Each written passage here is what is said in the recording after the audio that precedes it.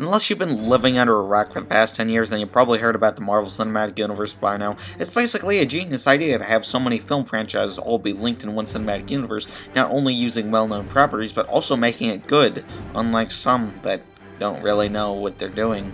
But, I don't know, well, with a perfect even 20 films in the franchise as of Ant-Man and the Wasp, I'm going to be taking a quick look and giving my opinion on each film from films 1 through 20.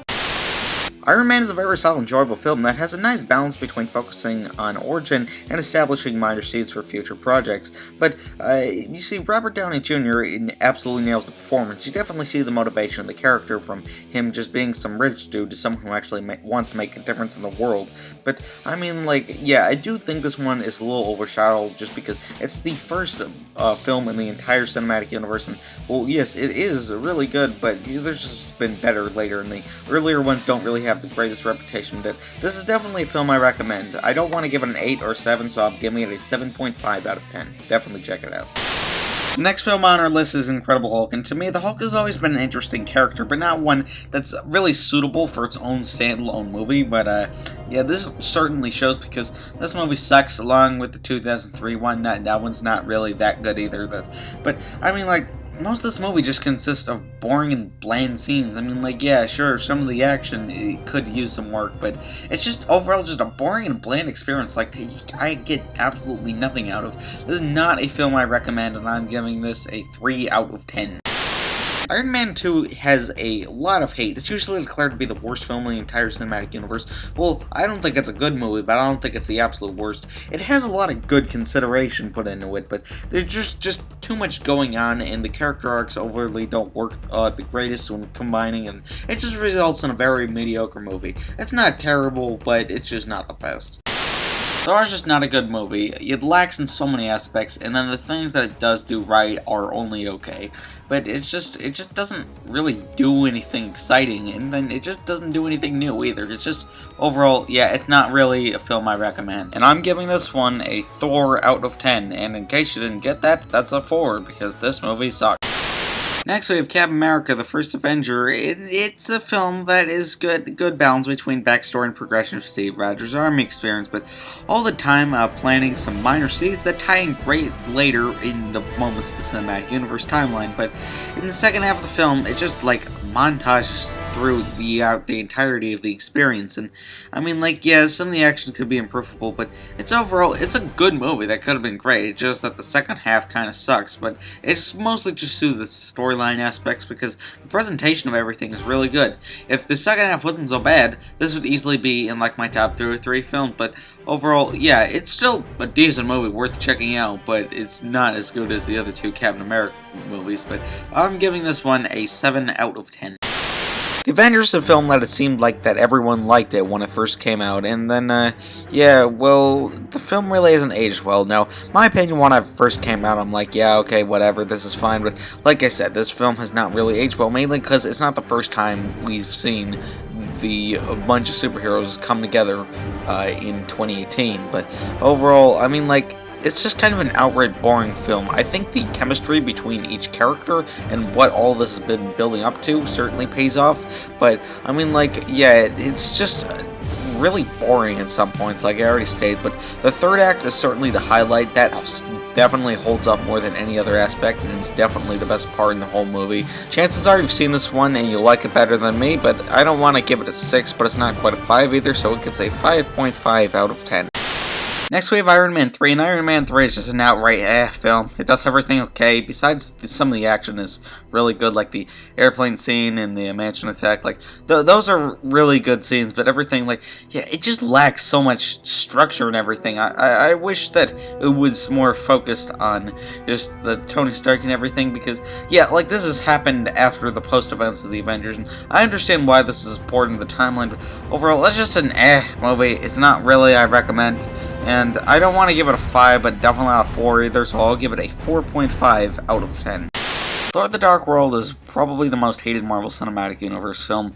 Overall, yeah, it's just really bland and boring mess, like I said with Hulk, but it's just really uninteresting in almost every aspect. The only thing I do like is Thor and Loki's chemistry with each other, because this is set after the events of the first Avengers, but I mean, like, overall, yeah, it's just not interesting, really. I don't really like anything about it. It's just, no wonder it gets so much hate. I will give this a 3 out of 10.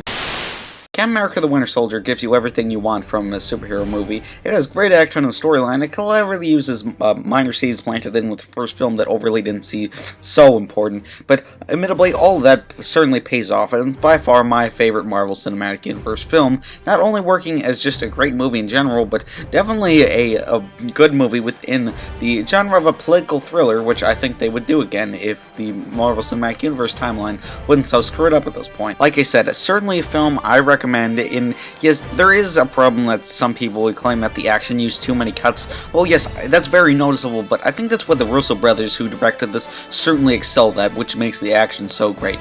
Like I said, highly recommendable film, my personal favorite, and I'm giving this one a 9 out of 10. Guardians of the Galaxy does what Justice League can't. Have a bunch of characters all combining into one specific team without previous establishment on specific characters, and, well, in this case, all of them, but in many aspects, it's masterfully done, well, not only creating a great film, but also doing a fantastic job of just establishing so much build-up for the future of the franchise as well. It's overly a great fun movie. Yes, it has storyline issues and everything, but the way that it's presented is just so masterfully done, making an absolute blast the entire time.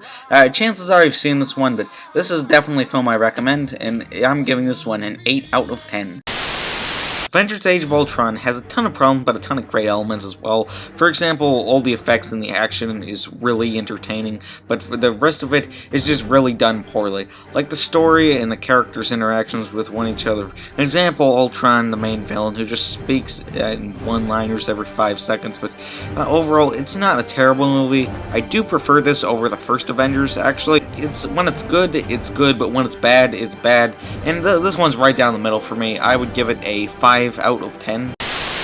Ant-Man does things that I like, and it does things that I don't like. Things I like about how it's not, oh, we gotta go save the universe. It's actually deliberately taken more seriously, not specifically in tone or whatever, because, yes, it does feel like there's some sort of threat, but overall, yeah, it's just not really that interesting of a movie, and definitely not the best Marvel Cinematic Universe film overall.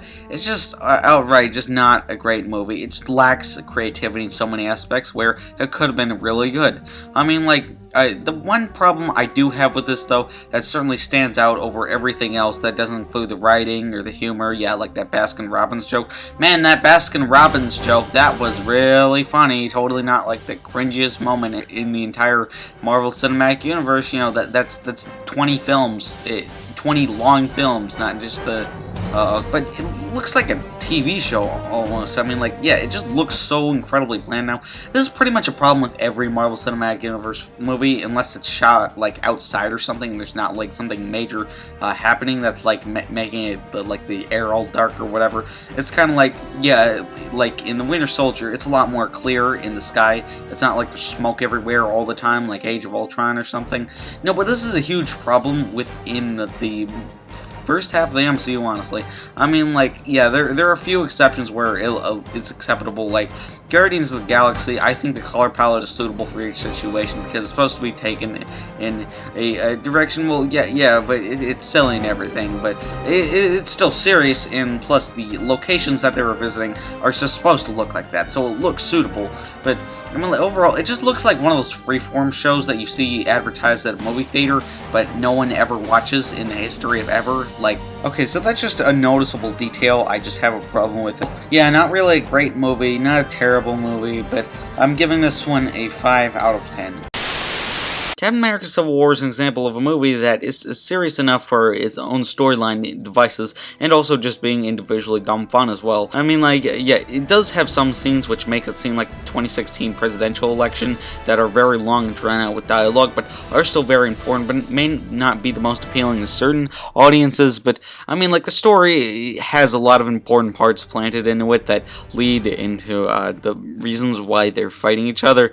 But, I mean, like, for the people that came came that for more than just the action that certainly delivers, because not only does the film just outright great as just action, because the Russo brothers' talent of the combat with multiple cuts certainly excels here, because I could say before Infinity War, right behind the Winter Soldier, this has the best action. I wouldn't deny if someone said this had the best action out of the entire Marvel Cinematic Universe. In fact, I wouldn't deny that it would be the best film in the entire Cinematic Universe. Well, it's not my favorite. I could easily see why it could be someone else's favorite, but overall, it's a good movie. I don't think it's as good as The Winter Soldier, but it's still a great movie that takes itself seriously enough that's definitely worth your time. I'm giving this one a 9 out of 10. Doctor Strange is a film that is not amazing in every aspect. It doesn't do everything particularly terrible either. The only thing I do find terrible is the humor, but the storyline has some structural problems, but it's still decent enough. The characters are very likable. Not all of them are developed, but the one thing I have to say is the Doctor Strange character seems a little underdeveloped. There's not anything I would specifically cut out besides the humor, like I already mentioned, but they should have just added a little more backstory elements, but he just seems slightly underdeveloped, but it does not mean that anything is like absolutely horrible either, but easily the best part about this film is the action. The action is so unique in such a grand way. It has some very visually interesting concepts, and I recommend this movie literally just for the action, because it's definitely something that I could see as a pinpoint in the evolution of action sequences in cinema. But I mean, like, it's not like any other superhero movie out there. It's still like an instant visual masterpiece, and I'm giving this one a 7 out of 10.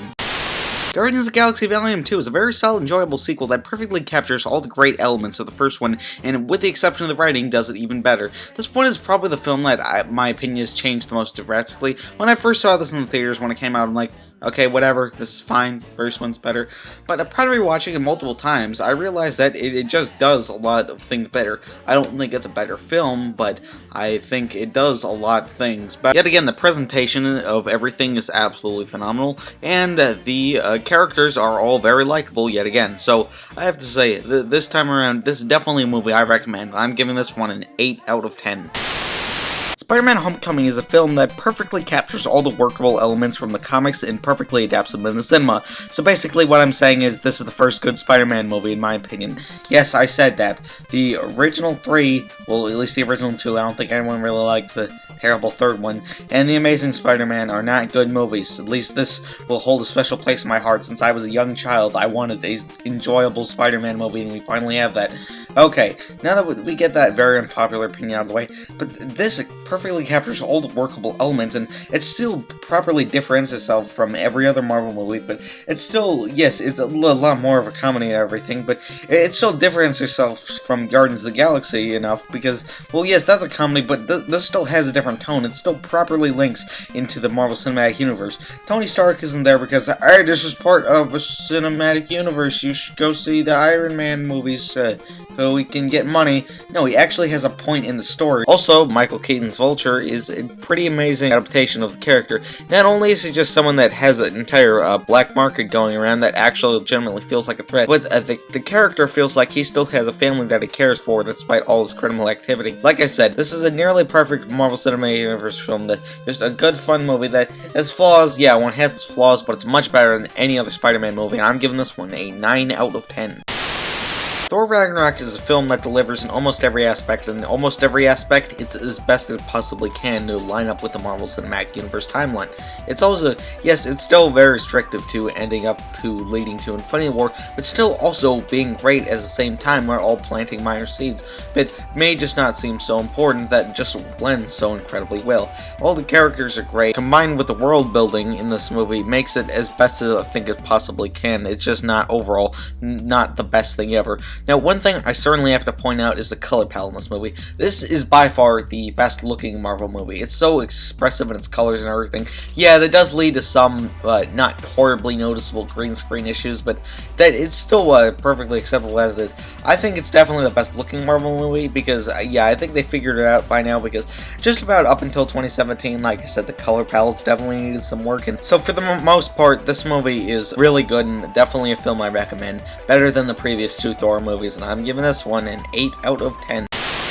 Black Panther is outright overrated movie. Now, I don't think it's a terrible movie, not even a bad movie, but not really a good one either. Basically, the script is really generic and doesn't really do anything majorly special that makes it specifically interesting or unpredictable in any aspect, really. But, I mean, like, I'm not saying that all these films have to have great writing, but it's just mainly due to the fact that the characters just lack so much motivation, except when the script needs them to have motivation. I mean, like, overall, yeah, it's not a terrible movie. In fact, some of the effects could use a little bit of work. It's not horrible, but the presentation of everything, I have to say, is pretty good. It's not masterfully done, but it's pretty good. But outright, it's just a movie that kind of lacks something. I don't know what. It's just really not on par with every other Marvel Cinematic Universe film. It's definitely not a terrible movie. Still a film I recommend personally, but overall, not amazing. But I'm giving this one a 6 out of 10. Oh yes, by the way, I know I already reviewed this movie, but see this as a revisited one. Avengers Infinity War is 10 years in the making, and it certainly pays off in almost every aspect. It's not a perfect movie, but still one that makes every second count. It's handled very well, giving each Marvel Cinematic Universe character shine, and it may seem like it's a big, dumb action movie, but it has the best action in all the Marvel Cinematic Universe. It certainly pays off, because that, unfortunately, is what most of the film, because, like I said, the writing isn't amazing, but it's mainly about the presentation of everything that matters this time around, because we all knew that the film would turn out like this, because there's not really much that you could do after so much has happened after the past 10 years. Some major aspects that they absolutely nailed was, say, the CG and everything, especially Thanos. I'm not sure on how much any of these movies are going to age from, I guess we could say, the first entire half of the MCU, because I'm not sure how long this genre is going to last. It will eventually die, but personally, I think the entire film series should have just ended with Avengers Infinity War and everything, because then we wouldn't need a second film to reverse everything so we can make more money. But I mean, like, yes, so this film genre will eventually die, but I'm not sure how any of these films are gonna age in terms of the effects. But I think Thanos will definitely hold up on par with the quality, say, like 15 years from now, because CG and movies is always improving unless you got idiots like Sony Pictures Animation, which is the next video out of this entire Dr. X Henry Show series. It will be a Dr. X Henry versus the worst movies of all time video. I know I mentioned this in the Mario Brothers movie will suck video, but yeah, so I know that I'm getting off topic, but that just was a clever way to tie in my announcement for something I've been planning for pretty much a year. This is definitely a film I recommend. Chances are you saw it 4 times in theaters anyway. As of the time I'm recording this, it's not out on DVD or digital copy, but I highly recommend this film, and I'm giving this one a 9 out of 10. Ant-Man and the Wasp is a film that just does everything okay. The story and the characters in the first and second acts of the movie are okay. I could say that it's definitely more creative than the first one with specific aspects, like, oh, okay, cars and buildings can shrink and grow and everything. Yeah, like, they do that a lot more creatively in the entirety of the film. But overall, up until the third act, it's just not that enjoyable movie. It's still not a terrible movie. It's still a recommendable film, and I could see why people like it, but overall, just not a film for me, not one I was specifically excited about, and I'm giving this one a 5 out of 10.